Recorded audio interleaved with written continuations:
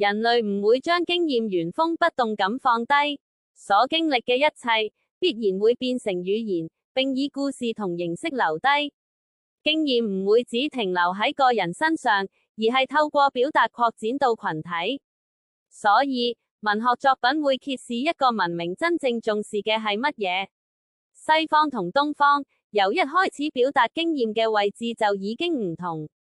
西方將經驗記錄為個人內心同事件之間嘅衝突、痛苦、矛盾、抉擇嘅瞬間，成為敘事嘅核心。東方則將經驗放喺流動同重複之中，而唔係個人情感之上。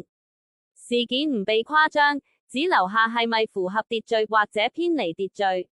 因此，西方文學會問發生咗乜嘢，而東方文學則留下點樣得以維持。呢種差異唔係邊個啱邊個錯嘅問題，而係將經驗放喺邊個位置嘅差別。人人都會經歷事情，但表達經驗嘅方式唔同，觀看現實嘅方向同理解秩序嘅語言亦會隨之改變。喺呢條流向之上，各個文明嘅思考開始以唔同嘅形式顯現出嚟。